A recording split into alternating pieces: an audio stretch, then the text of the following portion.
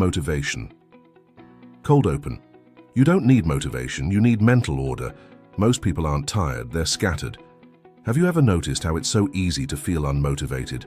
How you set these big goals for yourself, like drop 20 kilos in 3 months or save up $10,000, and then suddenly you're doing other stuff instead. Now this sucks, right? But what if there was a better way? What if we could hack our minds to always be motivated? Well, before I share the 12 laws that you can use to force yourself to be more disciplined, we need to address the elephant in the room. You won't even consider applying these laws to yourself because you'll think they sound too hard, too complicated, too stoic. So let me ask you something. Do you know why Marcus Aurelius still resonates today? Why his Meditations has sold over 4 million copies? Because he wrote in a time where distraction was at an all-time high, just like it is today. The Roman Empire had its fair share of narcissists and emperors who demanded everyone's attention. And what did Marcus do? He went within and created his own peace. In a world that demands you to constantly chase external things, he looked within. He realized that motivation isn't the problem.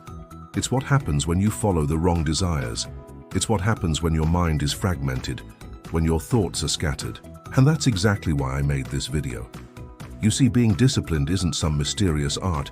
It's a craft. It's a skill that you can develop. It's a muscle that you can train. It doesn't require sacrifice. It requires clarity. You don't need motivation, you need mental order. Most people aren't tired, they're scattered, and that's where we're going to start. The law of inner silence. I know this sounds super woo-woo, but trust me, it works. Here's the deal. Every morning I wake up early and I practice inner silence. For the first few minutes of my day, I don't make a single sound. I don't speak, I don't sing, I don't hum. But here's the crazy thing. This practice forces me to get quiet internally too. And when I do that, I can hear my real intentions. I can see what I really want to focus on for the day. It's like turning down the volume on everything else and tuning into what really matters. And this is something that you can do too. By practicing inner silence, you can get better at self-reflection, and that will help you be more intentional about everything else in your life. Now, I know it might seem strange at first, but just give it a shot. Try it for a week and see how it affects your motivation. As Epictetus said, if you want to improve, be content to be thought foolish and stupid. Sometimes we think we're being smart by doing a bunch of stuff, but in reality we're just distracting ourselves from what really matters. Inner silence helps us get rid of that noise so we can focus on what's important. The law of single intent. Think about it. When you're trying to achieve something big, it's easy to get sidetracked by all the little shiny objects out there. Opportunities come knocking, distractions lurk around every corner, and suddenly you're pulled in a million different directions. You find yourself chasing 2 or 3 rabbits at once. And guess what happens then? You catch none of them. Seneca said, "To be everywhere is to be nowhere." The truth is, being good at one thing is better than being mediocre at 10. When you spread yourself too thin, you dilute your focus and you stop being effective at everything. Instead, you should pick one goal, one meaningful objective, and commit to it fully. Trust me, the satisfaction you'll feel when you crush that goal will be worth it. So focus up and go after what you want with all your heart. The law of morning clarity. Your mornings set the tone for your entire day. If you start your day scattered and unfocused, chances are you'll end your day feeling the same way. But what if you started your day with a clear mind, ready to tackle anything? That's why I've got this rule. Every morning when I wake up, I take a few minutes to myself before checking my phone or emails. I sit in silence and do a mental audit of my thoughts and emotions. This practice has been a game changer for me. It's helped me become more aware of my inner state, and it's given me the clarity I need to make better decisions throughout the day. Plus, it's not just about being more productive, it's about being more present and connected to myself. And the best part is it's super easy to do. All it takes is a few minutes of dedicated time in the morning. Try it out for a week and see how it impacts your energy levels and focus. Journaling, breathing exercises, or cold exposure can also help. The key is consistency. As Marcus Aurelius wrote, "At dawn, when you have trouble getting out of bed, think of the countless others who aren't able to see the light of day. How grateful you should be for this opportunity to do good." The law of immediate action. Thinking about doing something is easy. Actually doing it is hard. We all love to plan and strategize and come up with the perfect system, but at the end of the day, it's action that makes the difference. The key is to train your brain to connect decision with motion.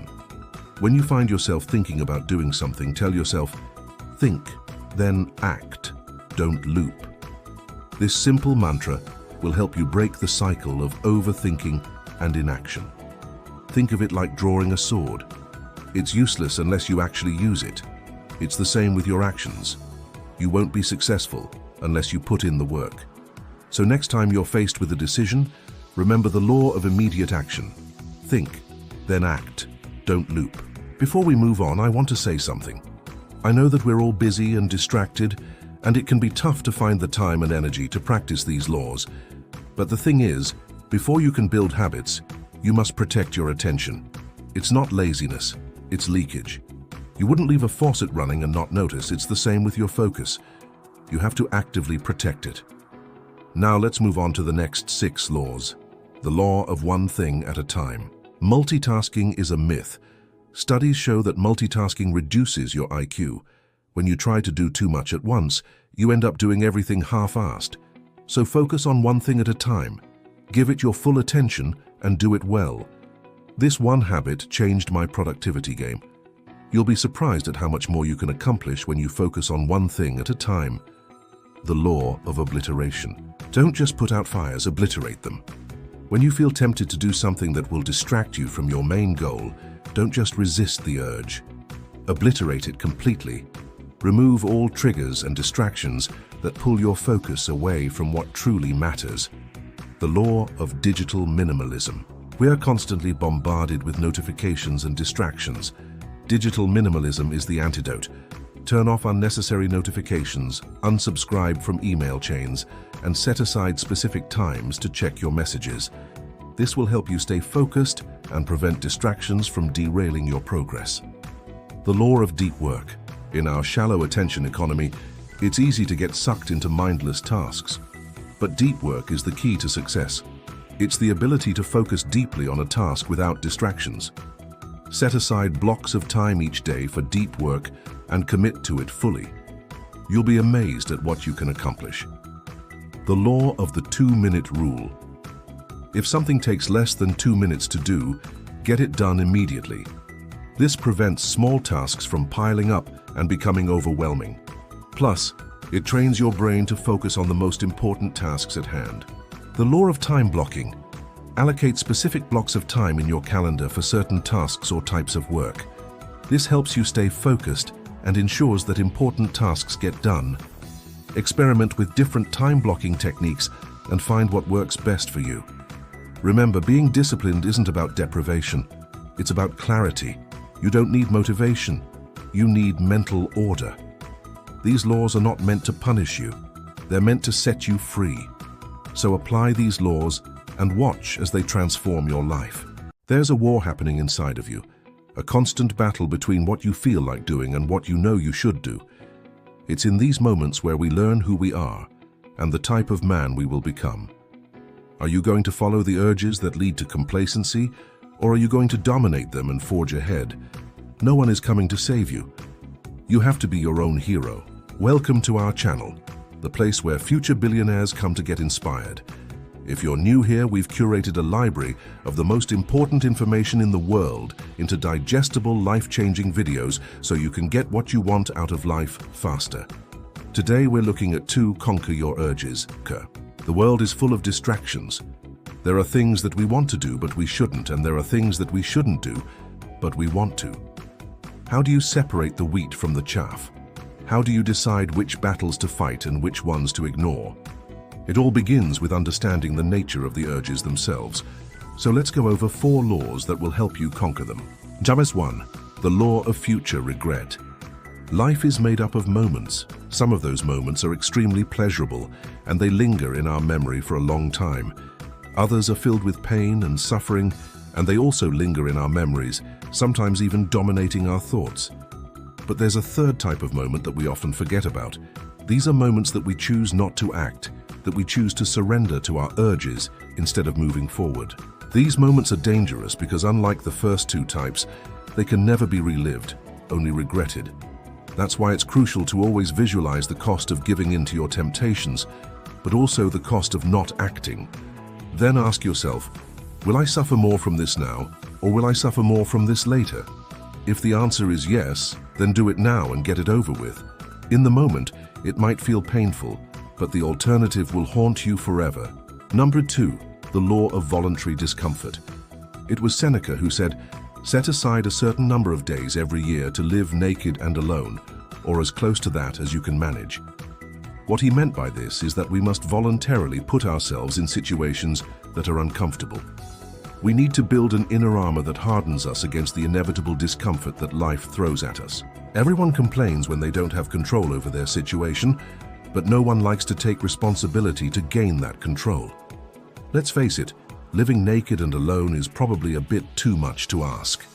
But taking cold showers is doable for most of us, especially since there are plenty of benefits associated with it. And when we wake up, our willpower is at its lowest. We must train ourselves to do the hard thing, the right thing, when we don't feel like it. When we put ourselves through small doses of discomfort, we build a tolerance for it. Soon enough, when real problems arise, we won't be crippled by the same urges that pull us down. Instead, we'll be able to rise to the occasion. Number 3, the law of energy discipline. Not everything deserves your fire, your passion, your energy. Most things don't deserve it. That's why you need to learn how to dose it. Think of your energy like a superpower, something that sets you apart from the rest. It's what allows you to accomplish incredible things, but it's also very fragile. One wrong move and you could lose it. That's why you need to be incredibly careful with what you choose to invest your energy into. Every book you read, every movie you watch, every person you talk to, every meal you eat, every thought you think, every second you spend online, it all takes up some of your energy. Do you really think that everything deserves a piece of your superpower? Of course not. Ask yourself before you do anything, is this a worthy drain? If the answer is no, stop doing it immediately.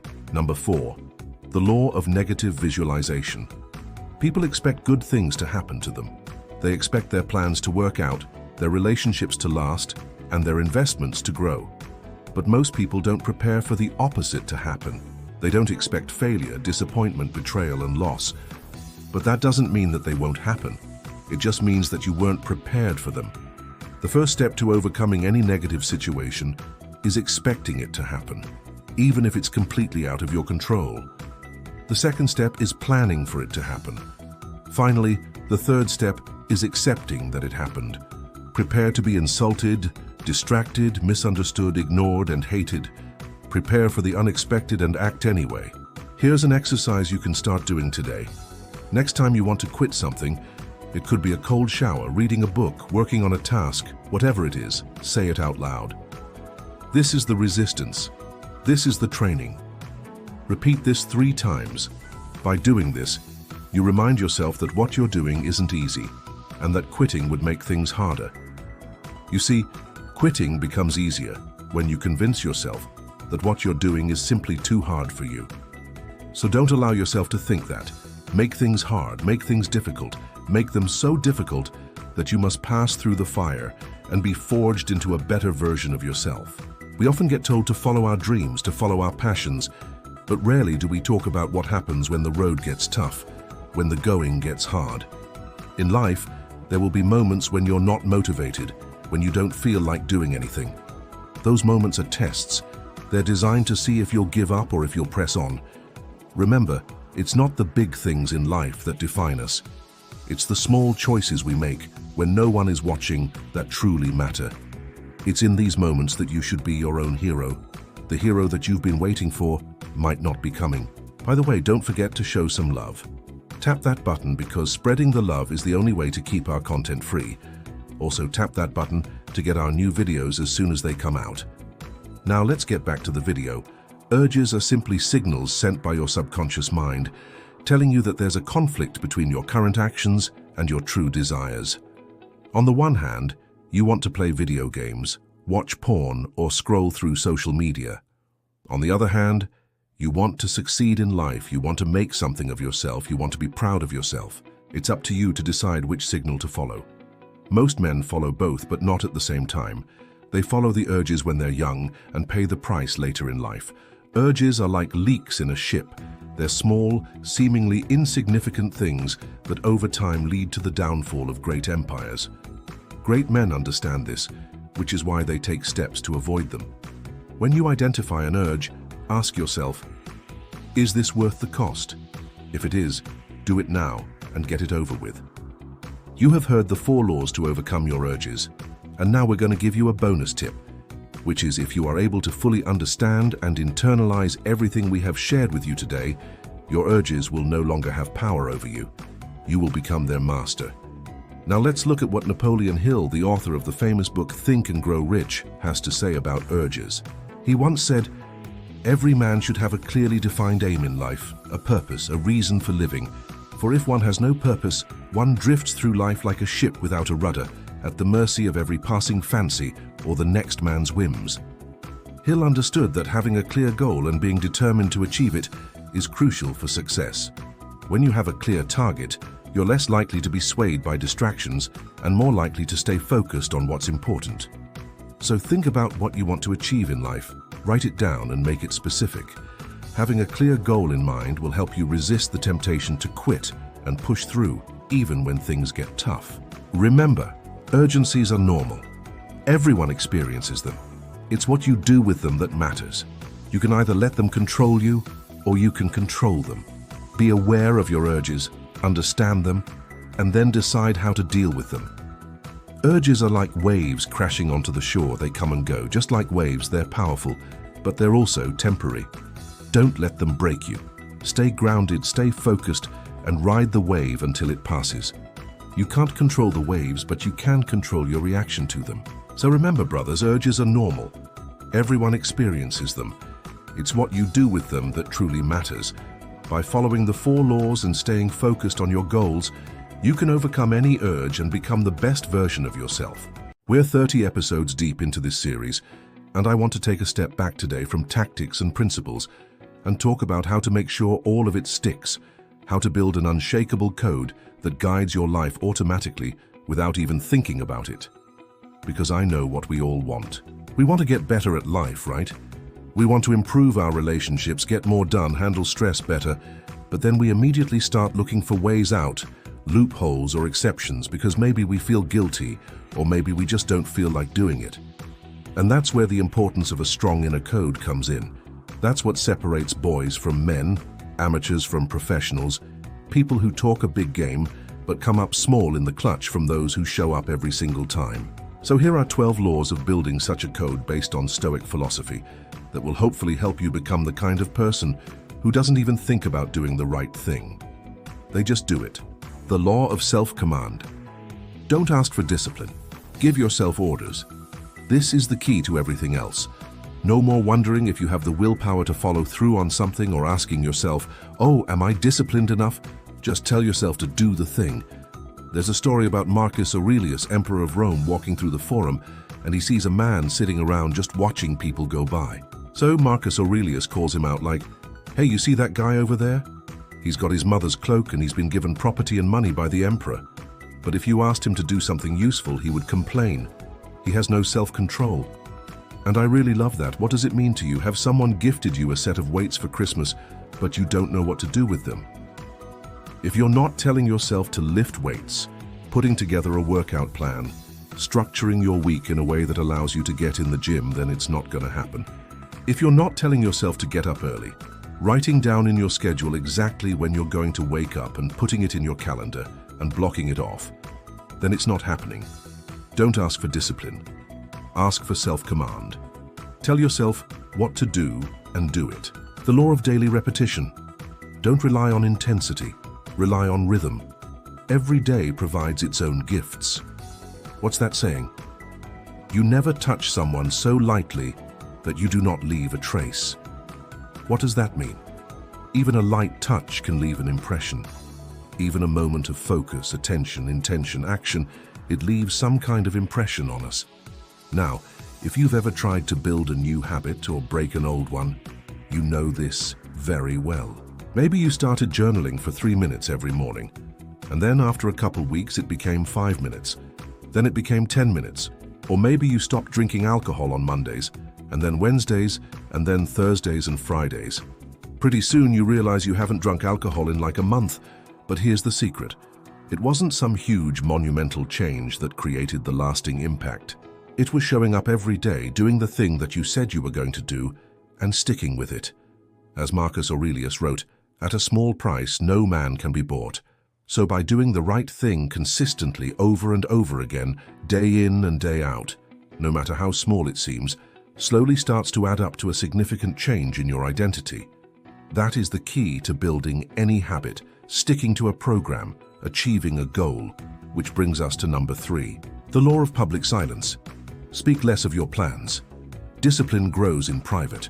One of the biggest issues we face today is everyone talks a big game. Everyone's flexing on Instagram. Everyone's proclaiming their greatness on Twitter. But how many of those people actually deliver? How many Instagram influencers still look great when you meet them in real life? How many alpha males turn tail and run when it comes time to fight? How many people making noise about changing the world actually end up making a difference? How many people tell you they're gonna kill it at work and then somehow they don't? Well, here's the thing. The closer you get to doing something, the more you tend to screw it up. It's almost like you jinx yourself.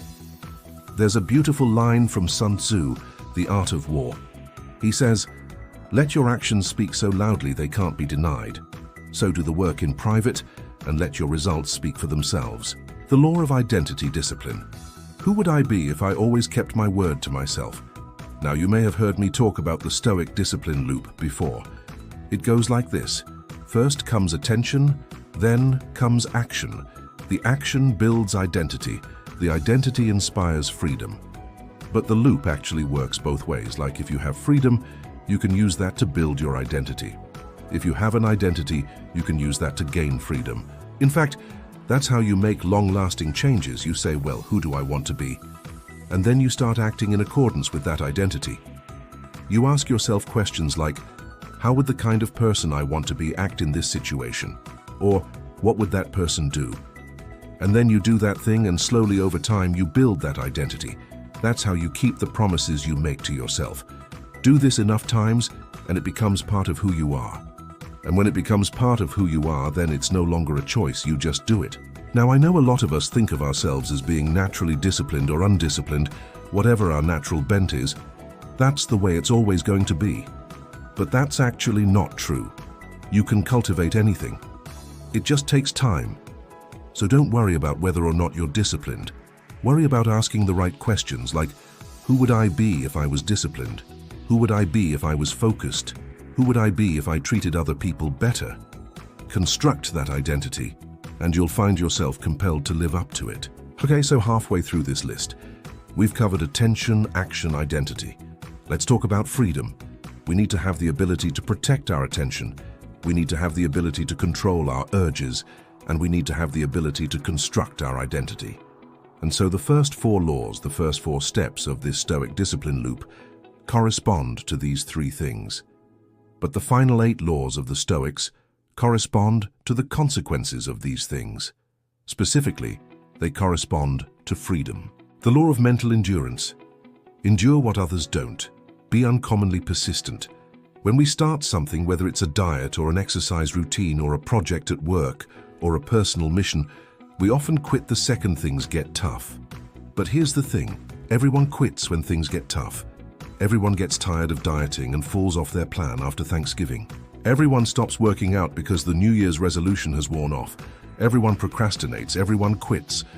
And so, if you're willing to simply endure for a few extra days, for a few extra weeks, it gives you an unfair advantage because most people are too soft. Most people lack the mental endurance. They're quick to give up, they're quick to quit. They're quick to blame their circumstances, blame other people, blame external factors. But it's your willingness to suffer and persist that's going to pay off. So learn this lesson from Seneca. He says, all the work is done in the instant when you say, oh, it's impossible, but you did it anyway. The law of equality. Treat each day as if you were starting over. You wake up every morning with a clean slate. It's a new opportunity, a blank canvas. Marcus Aurelius says, "You could stop now, but the race is still going on. So treat each day equally. Put in the same amount of effort, whether you're at the beginning of your journey or at the end. Whether you're feeling motivated or you're not. Whether you won last year or you lost last year. It doesn't matter. Treat each day equally. Don't get ahead of yourself. Don't assume you're entitled to win. Every day is a new battle, and you must be prepared to fight." The law of hard love. Do what needs to be done and do it now. Life isn't fair. It's not going to give you what you want on a silver platter. And sometimes you have to be hard on yourself. Sometimes you have to push yourself past your limits. Sometimes you have to delay gratification. Sometimes you have to be willing to sacrifice the present for the future. Sometimes you have to say no to the things that are easy and fun and enjoyable. And yes, that's uncomfortable. Yes, that's difficult. Yes, it requires grit. But as Marcus Aurelius says, the chief task in life is to sustain and support one another. So love what you do. Love who you do it for, and do it now. The law of self-control. Only do what benefits the person you want to be. Only do what helps you grow. Only do what contributes to the person you're trying to become. Now there's a wonderful quote by Anthony de Mello that I love. He says, "If you want to be free, you have to choose freedom. If you want to be enslaved, you have to choose slavery." I thought that was profound. So many of us think we want to be free, but then we do things that make us unfree. We consume pornography. We eat junk food. We waste our time on social media. We sit around waiting for life to happen to us instead of creating the life that we want. So only do what benefits the person you want to be. That's how you get what you want. That's how you stay true to yourself. That's how you stick to your word. The law of common sense. Don't fall for fancy theories. Stick to what you know. Now, I'm not saying you shouldn't read books. I'm not saying you shouldn't listen to podcasts. I'm not saying you shouldn't learn from other people. But sometimes in the pursuit of self-improvement, we can get caught up in the latest fad diet, or the newest piece of pseudoscience, or the trendy new coaching program. And we lose sight of common sense. So always ask yourself, does this make sense? Is this practical? Can I actually apply this to my life? Will this make a meaningful difference? If the answer is no, then don't bother. Sometimes the best advice is right in front of us. We just ignore it. The law of the obstacle. Desire is the path to your obstacle. This is one of the toughest lessons I've learned in my entire life. So many of us think that our obstacles are other people. We think our obstacles are our bosses, or our parents, or our friends, or our lovers. But the truth is, our obstacles are within us. Our obstacles are our desires. Our obstacles are our weaknesses. Our obstacles are our addictions. Our obstacles are our insecurities. So the first step to overcoming any obstacle is to recognize that it begins with us. The law of stillness. Keep busy doing nothing. Sometimes in the quest for excellence we can get carried away. Sometimes we have too much on our plate. Sometimes we say yes to everything. Sometimes we overschedule ourselves. So it's important to pull back every once in a while, get some perspective. Reflect on your progress, reflect on your priorities, reflect on your craft, reflect on your goals. Sometimes you just need to slow down and take stock of what's going on. What are you working towards? Why are you working towards it? Are you wasting your time on the wrong things? Are you spending too much time with the wrong people? Are you distracted by the wrong pursuits? Look, if you're going to build an unshakable code, you have to be willing to remove yourself from things. You have to get some space. You have to clear your mind. Sometimes the hardest thing you can do is nothing. So those are the 12 laws of building an unshakable code. The 12 laws that allow you to be unbothered, unbreakable, relentless. Now I want you to write these 12 laws down somewhere visible. For the next 7 days, pick one to master each day.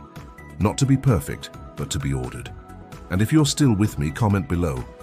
I choose law undisciplined this week. That way I know who the real Stoics are. And if you want more, I'll send you more. All right, that's it. See you next week. Oh, and remember, no man is free who is not master of himself. Epictetus.